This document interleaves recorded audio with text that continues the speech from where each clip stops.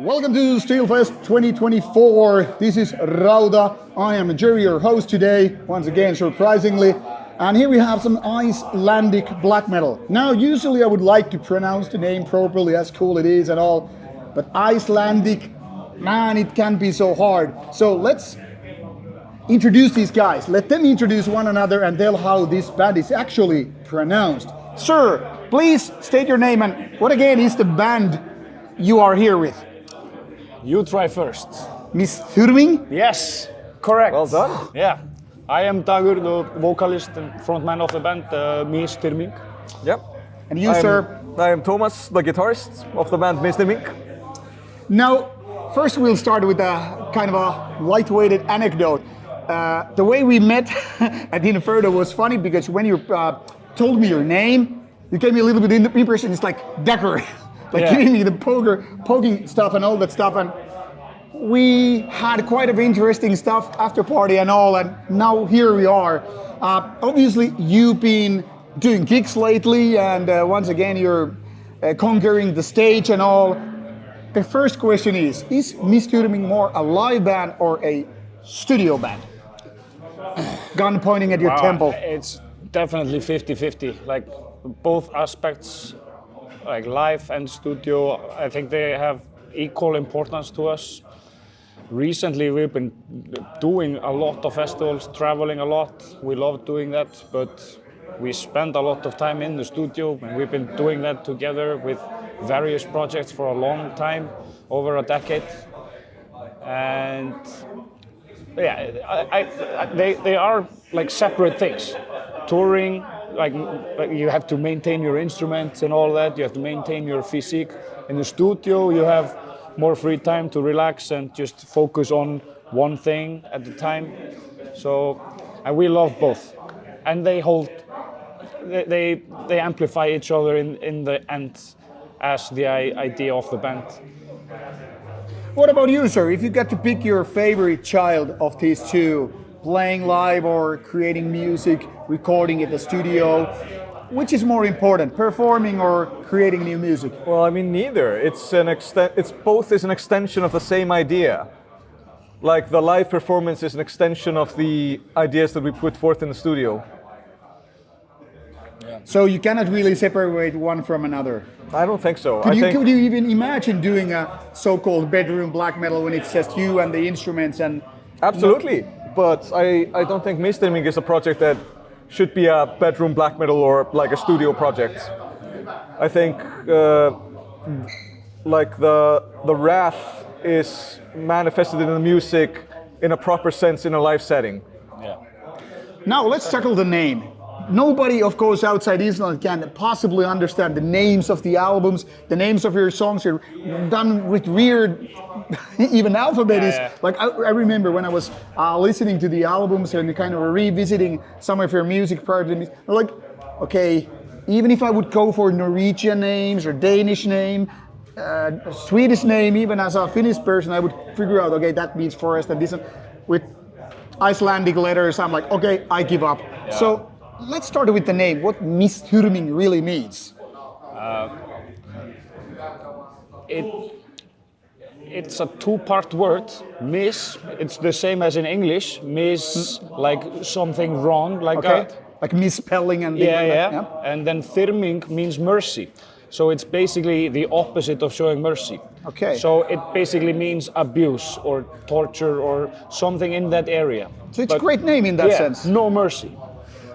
Let's tackle of the album names. Probably a lot of the more enthusiastic fans have all figured out through Google Translate and other such tools. But if you had to give up, let's not go through all of them, but some of the albums which are like easy to grasp.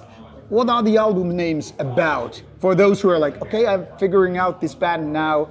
What do I need to know about their titles? Well, exactly like you say with Google Translate, Google Translate offers a lot of misunderstanding. Mm-hmm. So for the last two albums we released, we decided to put our own translations in the booklet.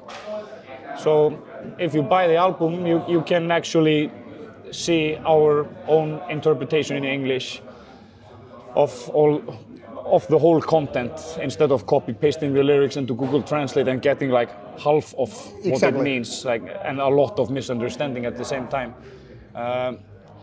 In the first album, like, it was at such an experimental stage that we didn't even want the lyrics to be a part of the thing. It was just supposed to be what you hear, and that was the final product. Like the music first and... Yeah, and the name of the album is Songs of Fire and Chaos. So that's what unifies the content of that album. It's just songs of fire and chaos. And then the second album, it's called Algleymi, and it can mean two things. It can mean ecstasy and it can mean oblivion. It basically Very means, different things in a way. Yeah, but it's like yin and yang. Yeah. They hold, they The tie black and together. white, Yeah. darkness and day. And So, and both what they have in common is that your mind is lost. so you're kind of lost in ecstasy as much as oblivion. Yeah.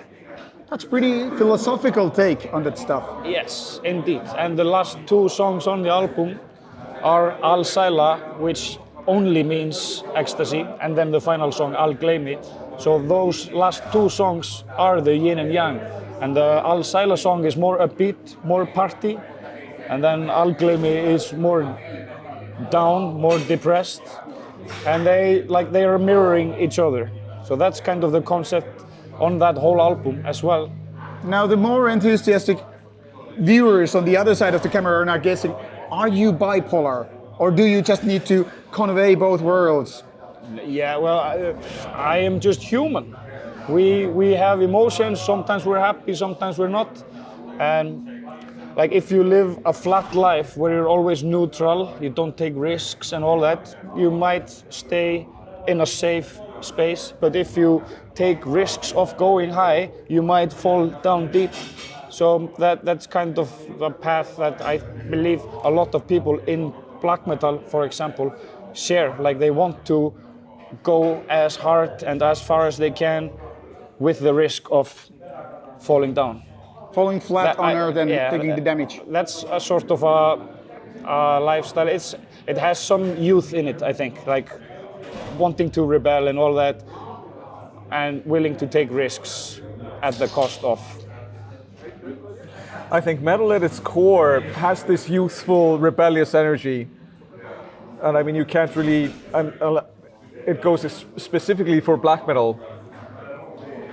There's, Like it's like a default setting for metal to be kind of a challenging the boundaries. yeah, exactly. So how is being black metal important to you versus say, let's play just rock and roll, heavy metal, doom metal, thrash metal, other style? Why is black metal so important for you? I think black metal attracts a specific type of people. Like, black metal comes from this current of thought which is antithetical to, regular society.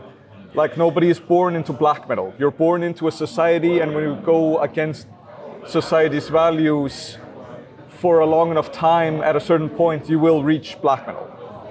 Do you ever feel that black metal has kind of reached its limits, becoming kind of like a counter idea, what it used to be as rebellious, and now becoming more conservative in a way, like what you can do, what you can't do, what you are expected to do within black metal and so forth? I mean, black metal has always been quite traditional and, nostalgic. You can see that in all the old Norwegian albums, for example. But I mean, calling it, it's a bit jaded to say that it's run its course, isn't it?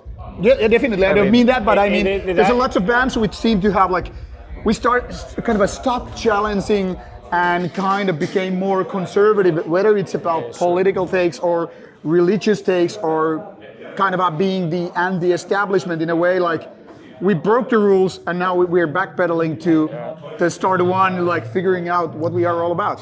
It is a culture as much as it's not supposed to be. Yeah. But well, that's a good way to put it. In fact, it is culture, and culture means that there are generations, and there are the ones who started it that inspired the rest that followed. And of course, some things become tradition, just like the harsh nature of the whole thing. And as things develop in culture, they tend to get watered out. More different ideologies get mixed in with it. So I think by time the term black metal has been watered out a bit. Kind of a diluted version in a way. Yeah, but we are pretty dogmatic about our beliefs, what is real black metal and what is not. We don't need to dictate it to others. We just know what we want to practice and what we believe in. So that's what we do. Now, to challenge this idea, being kind of a beer enthusiastic, one weird analog came to my mind.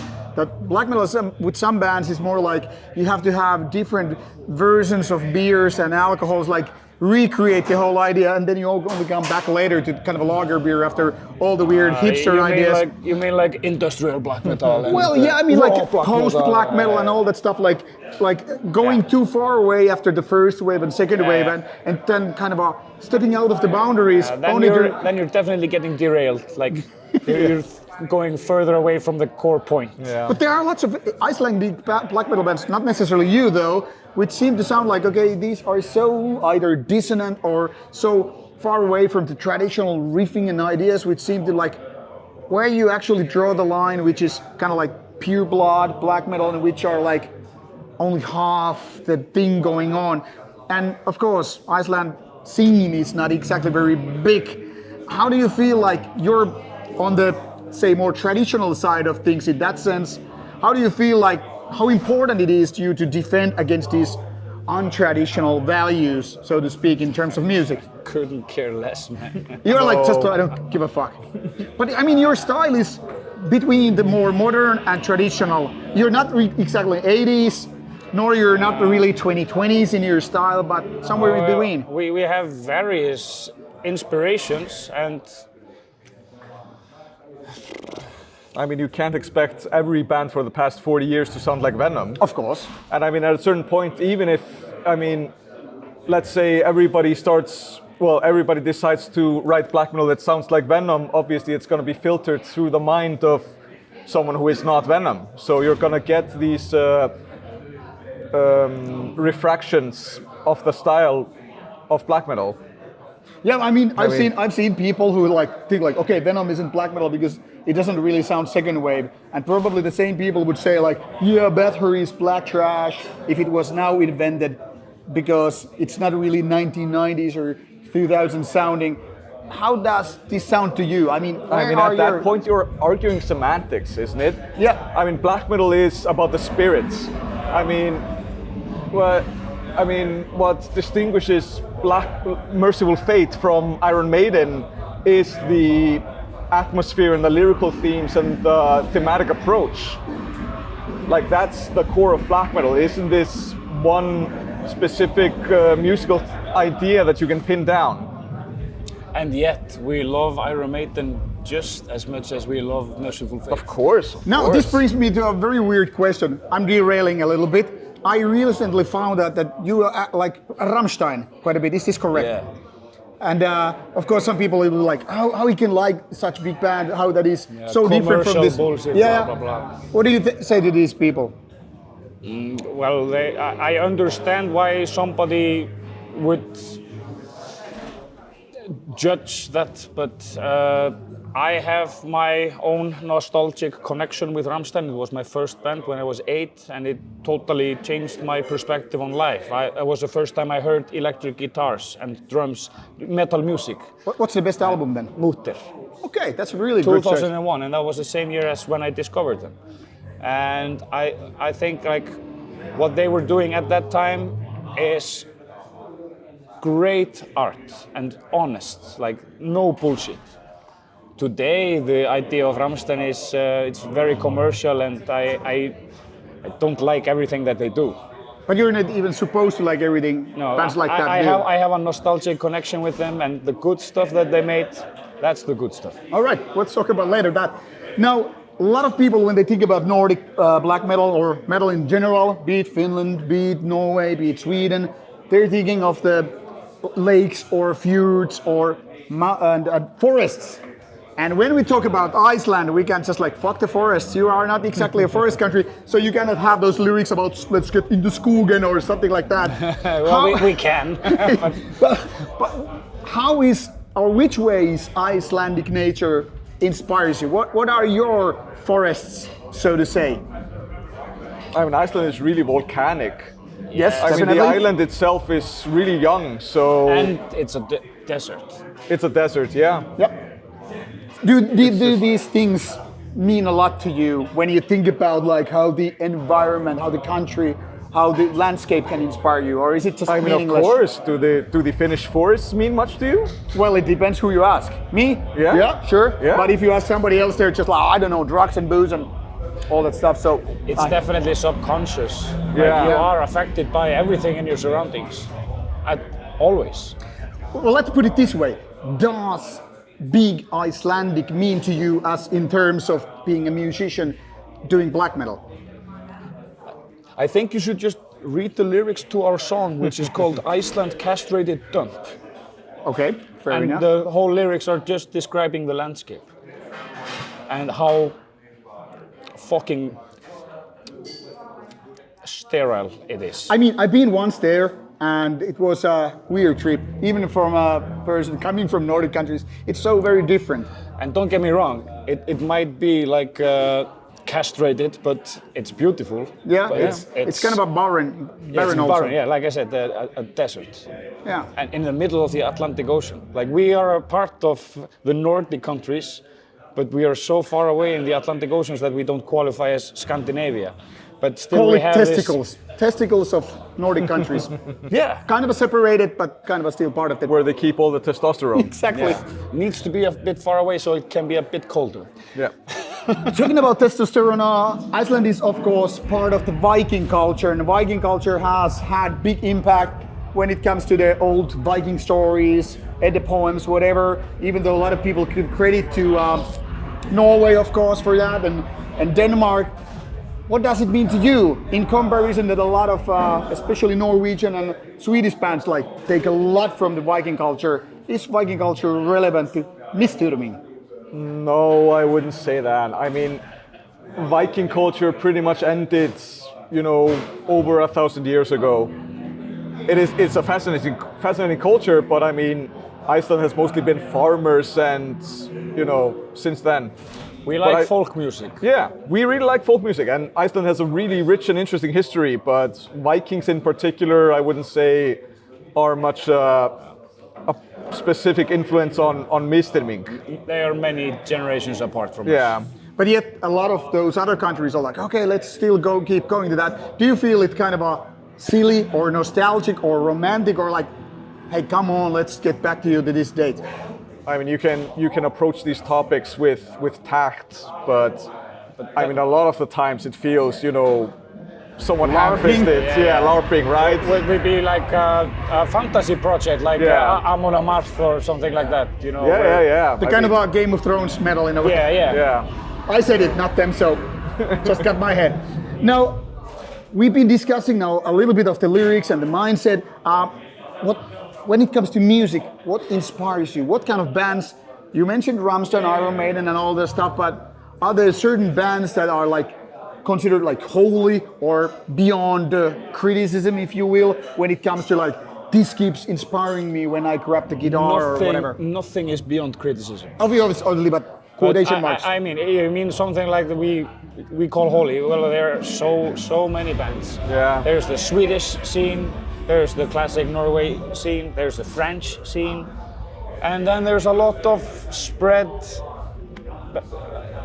It's spread all around, so I wouldn't pinpoint to anything specific. Like when I was getting into black metal, the No Evdia scene was very hot in the black metal topic, like in Iceland at least. And that would be, Deathspell Omega, Funeral Mist, Catharsis. Yep. Anteus, all that stuff, just to name a few. Yep. But that's not the only thing. Like, we are so fanatic that we are always digging. We want to know what is good, and it's really nice to like pick some topic and see what's surrounding it. Like if you have a band that you like, and you're like, this bass is played in another band, I'm gonna check out that band, and then you discover like it's always going for the next step. Yeah. And I think everyone here is doing the same. I think pretty Looking much at metal archives, like it's a phantom. it's like definitely digging the next step. Are there certain bands for you or certain artists that you would like? This is the place and time to give a little bit homage. Like this artist inspired me more than anything. I mean, all the time, man. You started with Dark Throne. I started with Dark Throne. Yeah, I mean, the old Norwegian scene, and specifically, especially the Noevdia French scene, and I mean also tons of experimental power electronics projects. I really like Zero Kama and the old 80s noise stuff. And then we like other stuff like, I don't know, the Devil's Blood. Of course. Oh yeah, I remember actually the kind of a trend when this occult rock came like booming, and years later it was only among the real fans of the stuff. And who are the ones that stood the test of time? The Devil's Blood, and nobody else. That's kind of true. It was funny, like everybody heard the same Black Widow album at the same time. Yeah. It was making waves and things changed. And then we got Ghost. Yeah. Well, that's how it goes. Now, talking about inspirations and all that stuff, and you, of course, becoming older, you're not in your 20s anymore yet, you're not in your 50s like the, say, previous generation. How you feel? Do you have a role or boots to feel as a torchbearer? Are you the generation who is now taking over as the old farts are like, okay, we're done with it, we're just too ready to get retired? I mean, not today, but not tomorrow, but at the same festival you will see bands like Blasphemy playing, and obviously there's quite a gap. They could be probably your parents in terms of age and all that stuff. Do you feel like there's time for, okay, you old farts, go to retire, work on drinking beer and all that stuff, and give us the torch and all that stuff? Blasphemy can go on as long as they want. Yeah, obviously. In my opinion, but when I was a teenager, before I started playing in serious bands, I was going to shows and I was inspired by bands. That's where I was like, okay, I want to play the guitar, I want to go on stage, I want to rock out, because when I am in the crowd watching a band, I am getting inspired, I am having a jolly good time, and if I could do the same for someone else, great. And we are doing that now. People come to our show and they are having a good time, so if we are inspiring someone like we were inspired back when we were beginning, great. So now the big question comes in. Are you the guys who are actually there to entertain and make sure that people have a good time, or are you the cult guys who are like, we're totally misanthropic, fuck off and die? I hate to admit it, but we're definitely the party guys. I mean, there's nothing wrong with that. I'm just asking because a lot of people think, as you know, in the black metal scene, you have to be really cult, you have to be like, no this, no that, because this is too much fun, this is too much basic metal. You probably remember the days when death metal was too much fun and black metal was all the cool guys and there lots of posing and pretending and shit like that. The thing is that we have our own values and we live up to them, and we don't really consider anything outside of that. So as long as you own up to your own attitude, then I think you are doing something respectable. Yeah, I mean, a poser by definition is someone who is not living up to their own values. So in the age of Euronymous, where would you stand? With his rules, or like, fuck you old guy, fuck off? I don't care. I mean, It's a bit of a silly question. As long as Euronymous stands up to his own values, then... But like, if somebody comes up to me, like sometimes I get the comment like, you're not a skinhead and you don't have long hair. You have short hair and you look like Justin Bieber. And I'm like, yeah, well, I understand why that doesn't fit your idea of stereotypes. A black metal guy, but if you don't like me, you can just go like someone else or like nobody. I don't care. I am just doing my thing and I am owning up to that. And back to the same point, as long as I am doing what I value, then you're being true to your own set of things. And if somebody likes that, Okay, let's get back to things.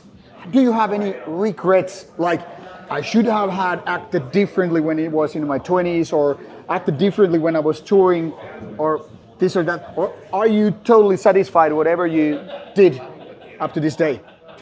Do you have any remorse or regrets about the past? No remorse. No regrets. That was We a don't setup care question. what it meant. Another day, another death, another sorrow. No, I'm fucking up the lyrics. There's Metallica reference for you people. So yeah, but basically that's the core point.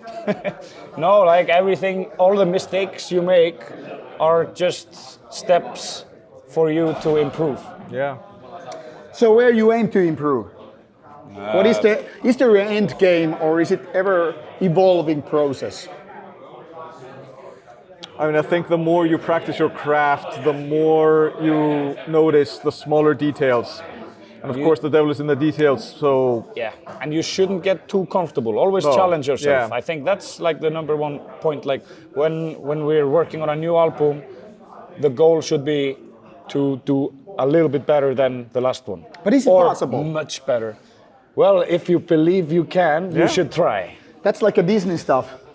Yeah. I'm just fucking with you, but I mean, I get you, but there are lots of artists who always say like, our latest album is our best, we really exceeded all the expectations, and then certain, as a fan, as an art review guy or whatever, you're like, well, I would totally agree, but... Yeah, like 3 albums ago, you did a better album, like, but when somebody is saying exactly this, the last one is the best, they are definitely always going for that. Can we say the same about latest Burzum or Dark Throne past few years? No.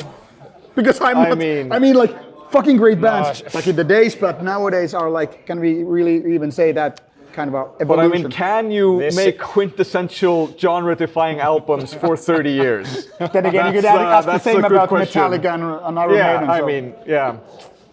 I really like the late... kind of derailed here. Kinda. Okay, let's talk a little bit about the future before I let you go. What happens with Misthyrming in, say, next 5 years? No mercy, obviously.